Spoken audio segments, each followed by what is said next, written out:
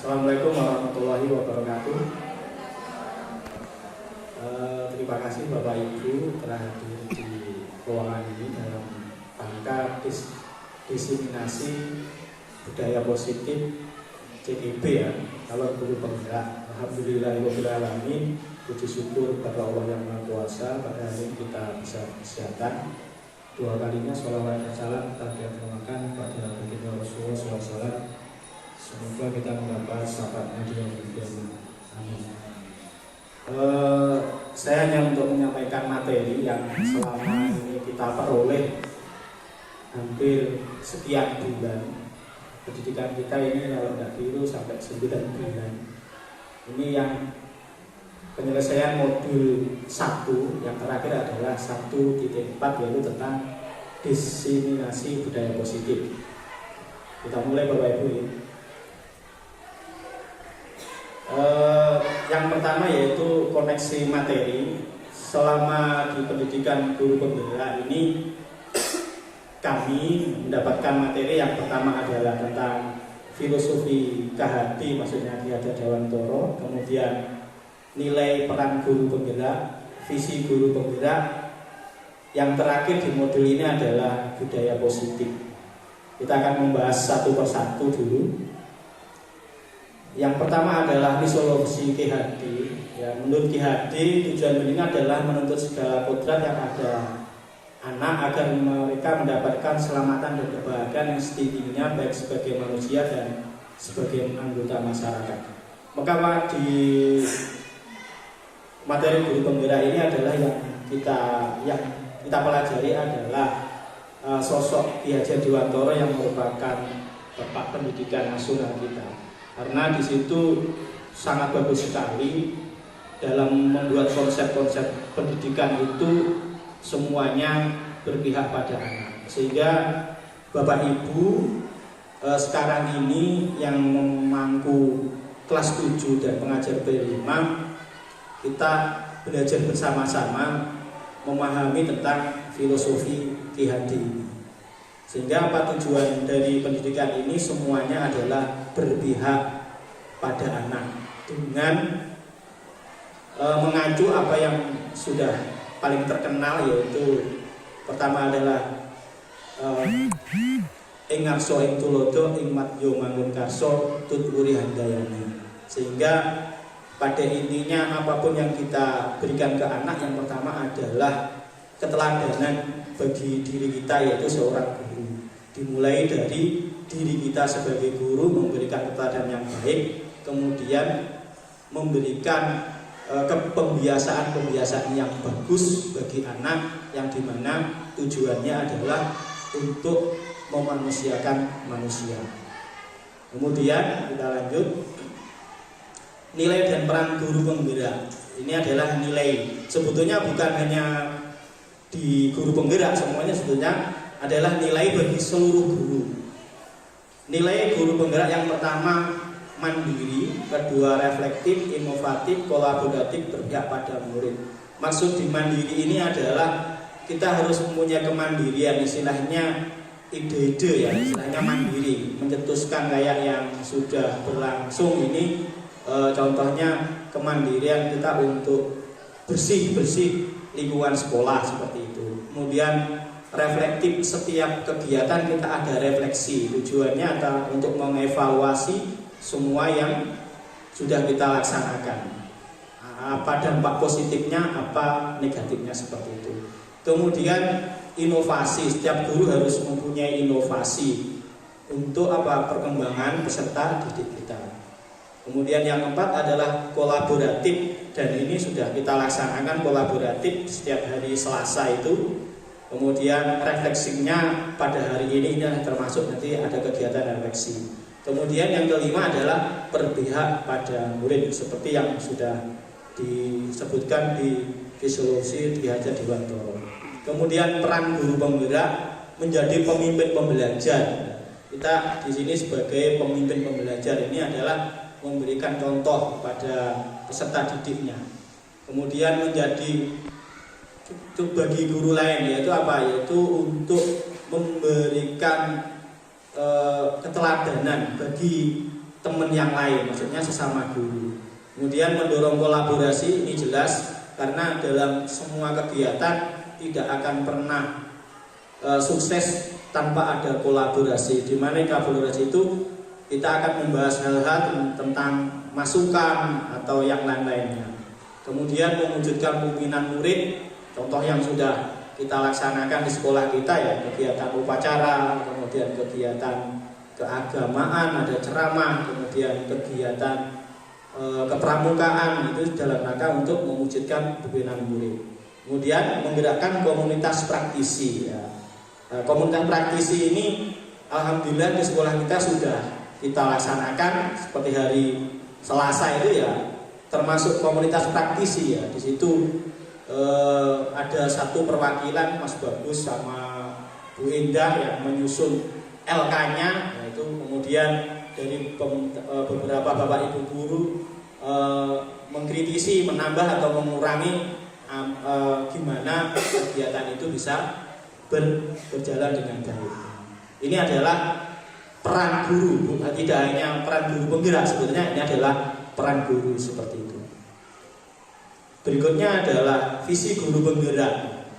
Maka di dalam visi itu, untuk mencapai sebuah perubahan dalam sekolah diperlukan sebuah visi dengan langkah-langkah yang tepat. Visi akan dicapai jika semua anggota sekolah dapat bekerja sama dengan baik untuk diberlakukan langkah-langkah dengan metode impresif inquiry dengan tahapan bagja. Visi di sini adalah secara gambaran lembaga sekolah ini mau akan dibawa kemana seperti itu. Maka di dalam yang harusnya kita lakukan ya, sebetulnya sudah kita lakukan dari dulu itu, tapi ada namanya aplikasi inquiry dengan tahapan bagja. Namanya bagja ini diambil dari bahasa Sunda sebetulnya seperti itu. Kemudian tahapan bagja itu apa? Pertama buat pertanyaan, yang kedua ambil pelajaran, gali mimpi, jabarkan rencana, atur eksekusi. Maksudnya begini Bapak Ibu. Dalam tahapan bagja itu yang pertama adalah membuat sebuah pertanyaan di mana gimana sih sekolah kita ini ke depan seperti itu. Apa yang kita lakukan seperti itu. Kemudian ambil pelajaran ini, di sini kita bisa membandingkan istilahnya studi tiru ya, studi tiru. Kalau sekolah di sana itu bisa, itu kayak apa sih lah, kita perlu studi tiru. Mungkin dari pengalaman yang sudah dilaksanakan oleh sekolah itu bisa berhasil. Kemudian kita gali mimpi, istilahnya berandai-andai kalau nanti program ini jalan, siswa saya nanti kayak apa sih gitu. Kesuksesannya kayak apa seperti itu. Kemudian setelah itu kita tentukan, kita jabarkan rencana. Ya, rencana kita buat seperti ini, schedule-nya seperti ini, programnya seperti ini dan sebagainya. Kemudian yang terakhir adalah atur eksekusi, itu adalah action kita. Di situ siapa yang terlibat, kemudian penanggung jawabnya siapa, termasuk di situ ada feedback, istilahnya evaluasi dari suatu kegiatan. Sebetulnya sudah kita laksanakan semua, tetapi yang paling kurang mungkin tahapan-tahapan kita ini yang belum kita lakukan. Dengan kita tahu seperti ini, nanti ke depan kita akan melaksanakan seperti itu. Nah, kemudian yang terakhir adalah budaya positif. Dari tahapan bagja akan diperoleh budaya positif dalam sekolah. Budaya positif yang dikembangkan sekolah akan menunjukkan rasa aman dan nyaman dan percaya diri, sehingga iklim sekolah akan tercapai sesuai dengan profil pengajar Pancasila. Nah, budaya positif ini adalah budaya-budaya di mana kegiatannya lebih mencerminkan ke karakter siswa, ya, karakter didik kita. Apa saja di antaranya? Contohnya seperti ini gitu. Sebetulnya ini sama sudah saya katakan, kita sudah pernah melaksanakannya, seperti sholat duhur berjamaah, sholat duha, kemudian budaya ngaji dan sebagainya. Ini adalah budaya-budaya positif, dan ini tidak bisa dilakukan kecuali hanya ada dua tahapan. Yang pertama adalah keteladanan dari kita sebagai guru, yang kedua adalah pembiasaan atau aturan-aturan yang sangat kita lakukan sehingga siswa itu akan terbiasa. Kemudian budaya lain bisa juga tentang literasi digital, yaitu pemanfaatan teknologi komunikasi yang sekarang lagi ngetren. Semua anak punya HP dan sebagainya, alat atau komputer, maka kita harus meningkatkan literasinya seperti ini. Ini contohnya untuk budaya positif di literasi digital. Berikutnya adalah disiplin positif, di mana ada kemerdekaan, disitulah harus ada disiplin yang kuat. Sesungguhnya disiplin itu bersifat self-deskripsi, yaitu kita sendiri yang mewajibkan kita dengan sekerasnya, tetapi sama saja sebab jika tidak akan melakukan self-deskripsi. Wajiblah permasalahan dengan kita. Maksudnya begini, disiplin ini harus didasarkan pada diri sendiri, terutama kepada anak kita, anak didik kita. Nah, kalau ternyata dia tidak mampu disiplin, maka di sini kita harus menerapkan aturan. Ini menurut Ki Hajar Dewantoro seperti itu. Sehingga lingkungan atau iklim yang akan mendisiplinkan seperti itu. Teorinya seperti itu. Kemudian nilai kebajikan dan keyakinan. Ya, ini yang nanti yang kita harus fokuskan di kelas atau di sekolah, yaitu nilai kebajikan dan keyakinan kelas. Yaitu nilai kebajikan tentunya disepakati secara besar dan surat lepas dari latar belakang suku, negara, bahasa maupun agama. Ini yang disebut dengan nilai kebajikan dan keyakinan. Kita akan bahasnya. Bentuk keyakinan sekolah ya, kelas. Sebetulnya apa bedanya dengan aturan dan keyakinan? Ya, hampir sama tetapi berbeda. Kalau aturan itu rata-rata yang membuat adalah pihak sekolah, sehingga siswa itu lebih cenderung sebagai ya subjeknya. Tetapi ketika keyakinan kelas, maka yang membentuk adalah seluruh stakeholder sekolah, baik gurunya maupun peserta didiknya. Dan ini nanti disepakati bersama, tidak ada yang dirugikan. Semuanya tujuannya untuk kebaikan. Contohnya, keyakinan kelas bersifat lebih abstrak daripada aturan yang lebih rinci dan konkret seperti itu. Keyakinan kelas berupa pernyataan, universitas dan sebagainya. Pokoknya intinya keyakinan kelas ini mendorong dengan tujuan kebaikan seperti itu. Ini contoh yang keyakinan kelas yang harus dibentuk. Kalau secara realnya biasanya kita memberikan kertas siswa yang membuat sendiri. Nah, ini memang sebetulnya di awal pembelajaran itu harus kita buat. Masing-masing wali terutama, yaitu tentang bukan aturan kelas tapi adalah keyakinan.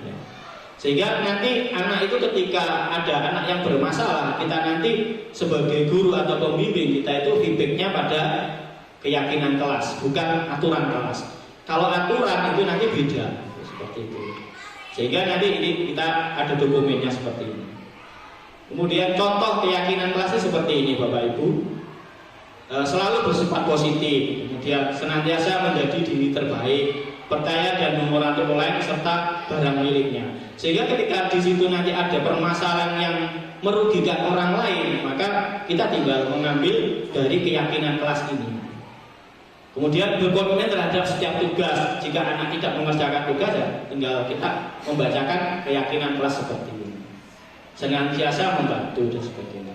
Kemudian hormat, bekerja sama, diterima dan dimiliki. Ini contoh-contoh dari bentuk keyakinan kelas. Contohnya di hormat, kami meyakini bahwa sangat penting untuk menghormati semua orang dan barang milik orang lain. Sehingga kalau ada barang yang hilang, nanti kembalikannya keyakinan kelas. Nanti kita akan membahas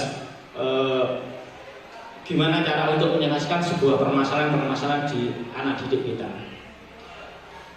Kemudian kebutuhan dasar manusia menurut Dr. William Glasser dalam kuis teori. Yang pertama ini adalah bertahan hidup, kebebasan, kasih sayang dan rasa menerima, kesenangan, penguasaan. Sebetulnya kasus yang kita hadapi di lapangan, di anak-anak itu sebetulnya yang tak kasih warna biru ini sebetulnya. Kebebasan, kasih sayang dan rasa menerima, kesenangan. Sebetulnya pada intinya persoalan anak yang aneh-aneh itu sebetulnya ya ini sebetulnya ini. Kemudian dalam teori ini dalam teori yang lain ini masih ada lagi kebutuhan dasar manusia, yaitu ada dua yang perlu ditambahkan. Yang pertama adalah intelektual, yang kedua spiritual. Mengapa ada, saya nambahkan, kemarin saya pernah debat dengan di diskusi ini, saya nambah itu. Mengapa kalau ini adalah sama dengan hewan? Maka teori William Glasser ini adalah manusia yang menikmati, hewan yang menikmati. Contohnya penguasaan. Beberapa hewan yang punya rasa untuk menguasai suatu wilayah. Tetapi ada dua yang berbeda, yaitu intelektual dan spiritual. Maka di dua itu yang bisa memiliki hanya manusia, itu pun hanya manusia tertentu.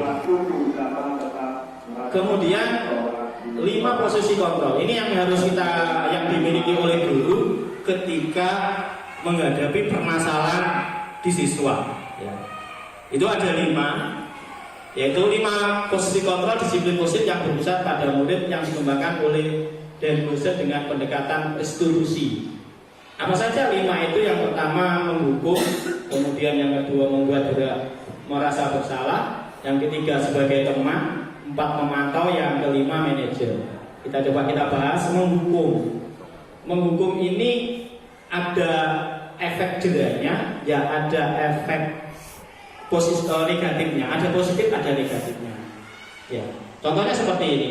Patuhi aturan saya atau awasi, atau awas ya. Berarti kan ada sisi ancaman. Bisa juga anak itu bisa mengiyakan karena dia merasa bersalah. Bisa juga dia tidak, karena dia juga merasa bahwa dia ya betul melakukan seperti itu.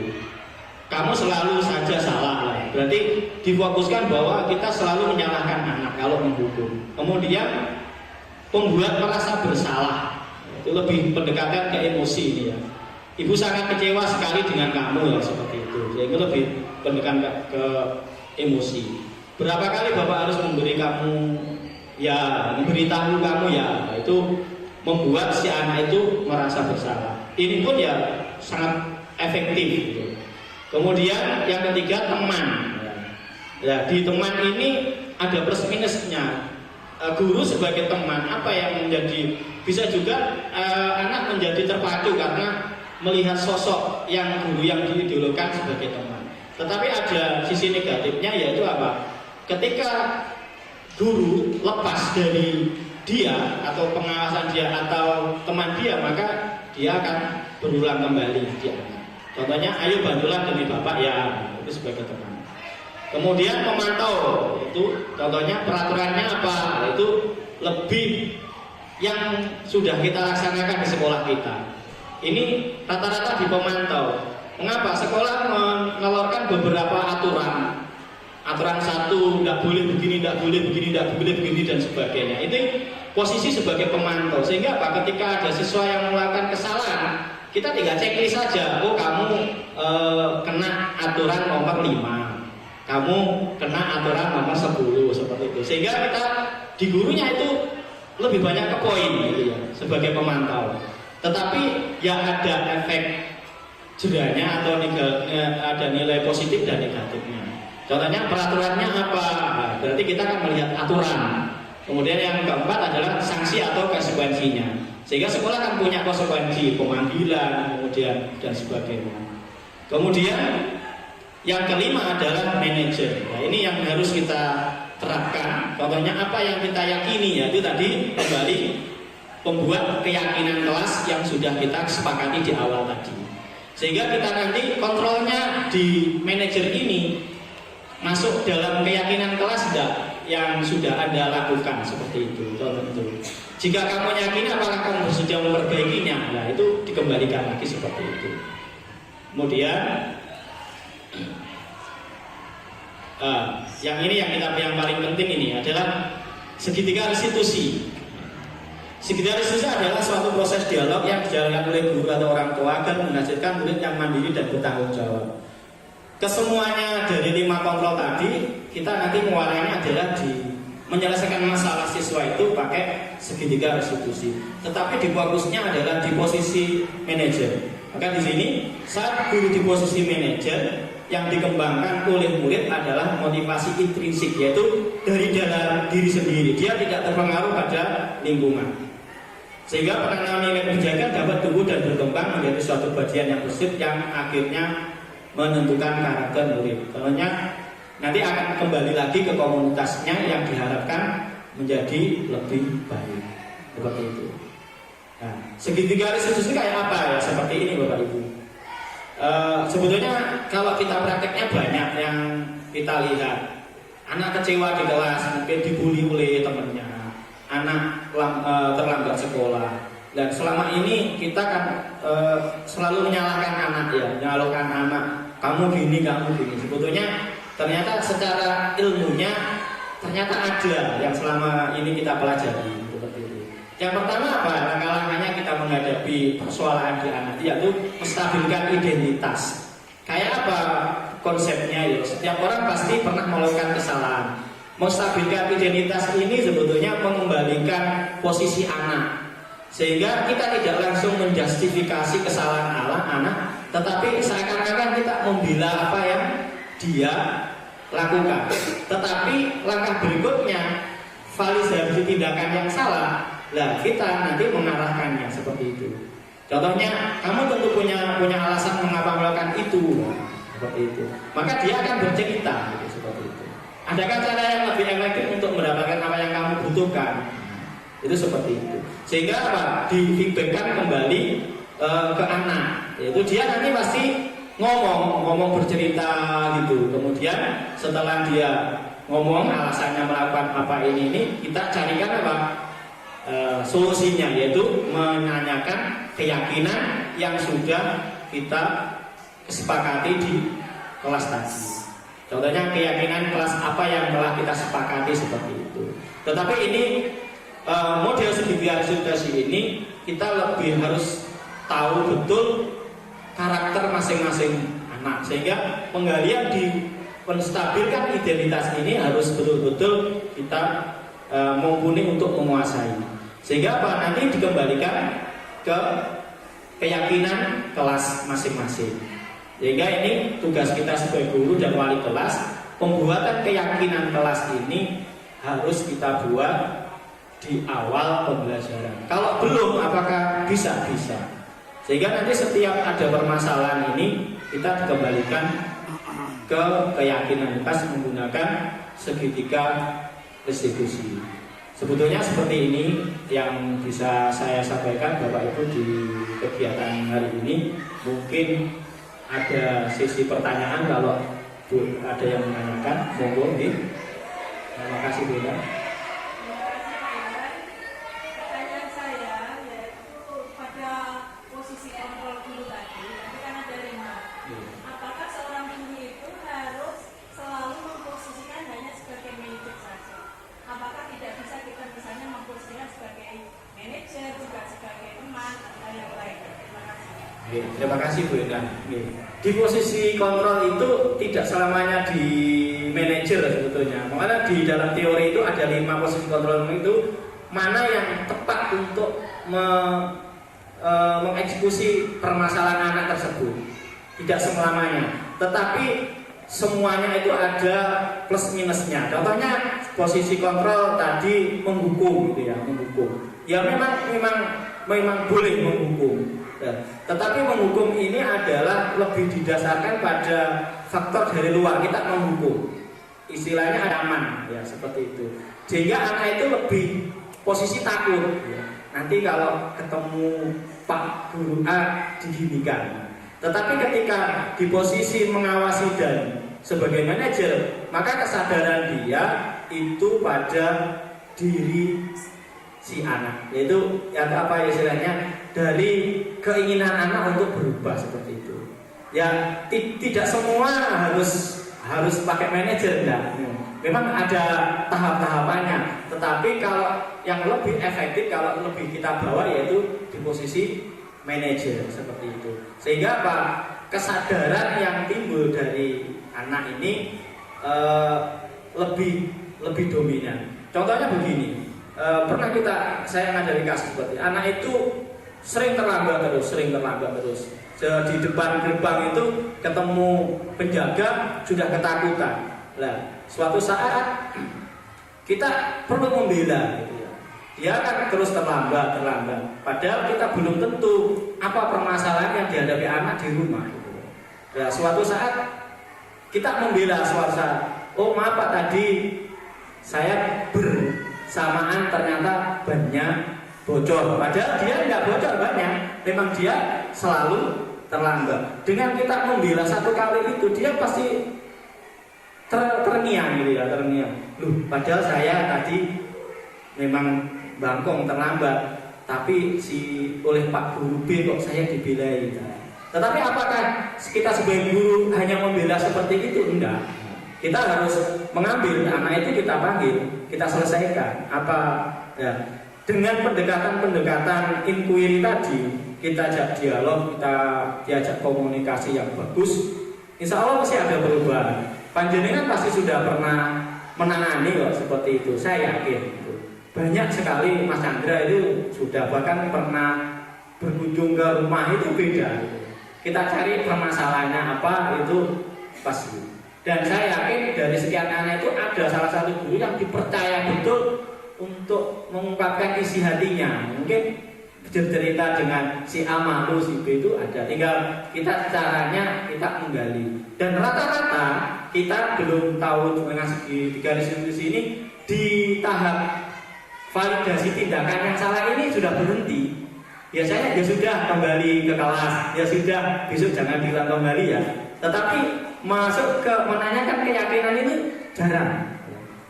Dan saya sendiri ya sama jarang karena teori ini baru saya dapat ikut kegiatan ini.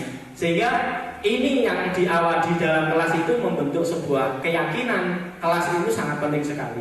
Dan ini pun kalau perlu memang ditempel dibuat banner yang bagus, dia juga bagus dan tiap hari anak harus baca. Bahkan ada beberapa sekolah itu dihafalkan, dibaca setiap pagi. 1, 2, 3 di SD seperti itu. Tujuannya apa? Untuk ya di dalam hatinya itu seperti itu dia terpacu. Mungkin seperti itu Bu Indah. Mungkin ada pertanyaan yang lain? Monggo. Boleh 2 kali bertanya. Oh, boleh, monggo.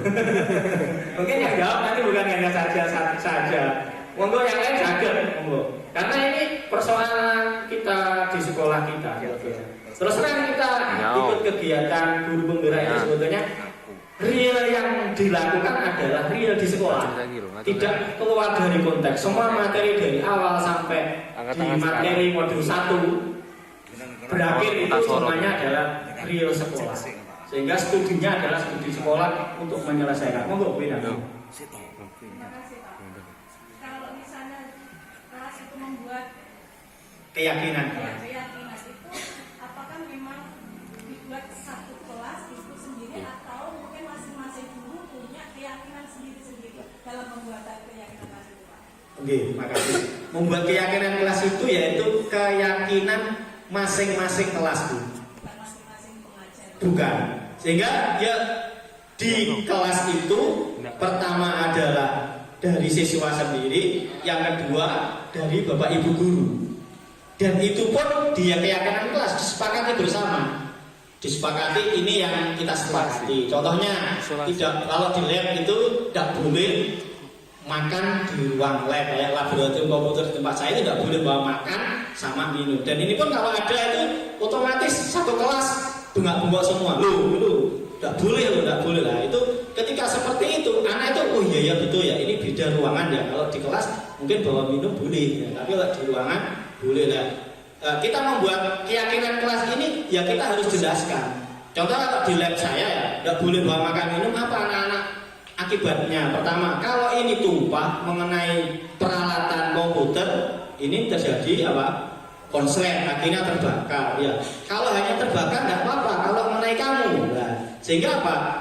Ketika kita mengonsep keyakinan kelas itu dikembalikan ke feedback ke anak, diberikan sebuah penjelasan sedetailnya dan dia paham apa akibatnya, apa konsekuensinya seperti itu. Contohnya mengganggu temannya. Contohnya yang lain datang terlambat, itu keyakinan apa yang diberikan ke anak? Yaitu apa? Kalau kamu terlambat, pertama mengganggu siapa? Dia ngomong, mengganggu saya sendiri Pak, saya terlambat. Yang kedua, mengganggu siapa? Mengganggu orang lain. Siapa? Teman satu kelas. Yang kedua, bapak ibu ngajar. Mengapa? Bapak ibu ngajar, asik ngajar, temennya konsentrasi, tiba-tiba kamu ketuk pintu. Akhirnya apa? Konsentrasinya terganggu. Dan contoh-contohnya yang kecil itu kita berikan pemahaman ke anak seperti itu. Terus terang kita harus mengubah ya pola pendidikan yang selama ini yang kita tahu baik bahwa anak itu selalu kita salahkan. Ini ya dengan kita belajar bersama-sama nanti kita bisa kok merubah itu, sehingga suara keras itu kita coba untuk kita hilangkan, sehingga lebih pada pendekatan emosional kejiwaan anak. Dan ini ternyata lebih dapat daripada dado itu ya sudah.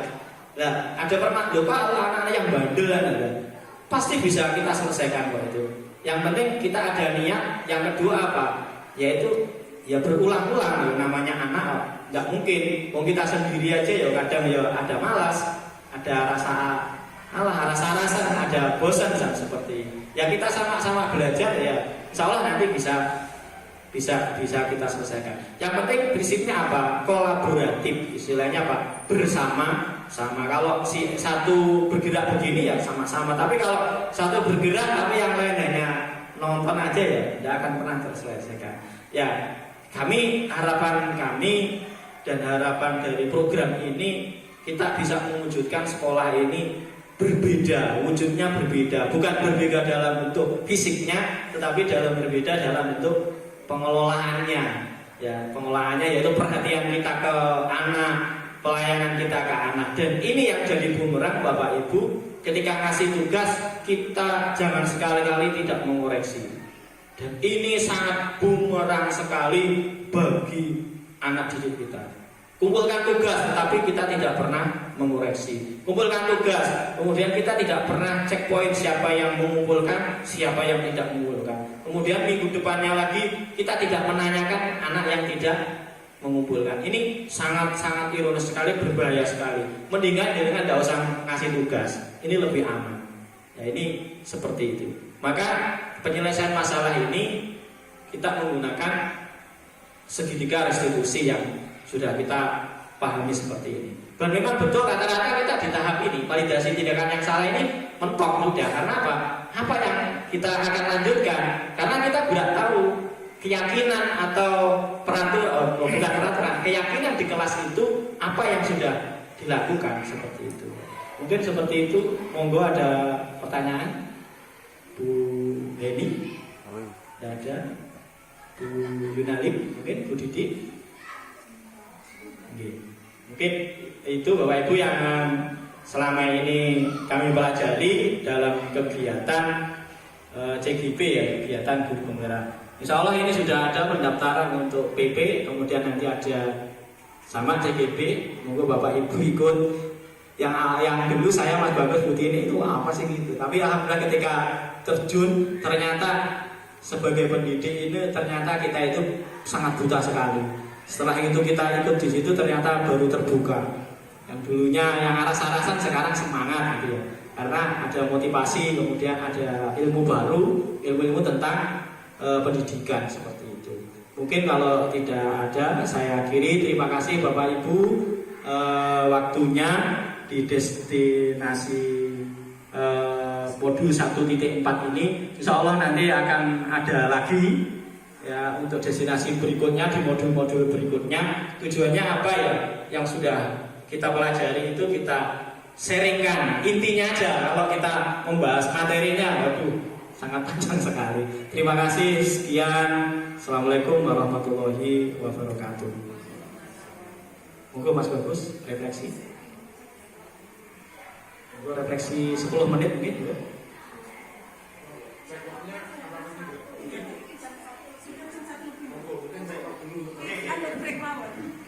Ini dimantikan Pak.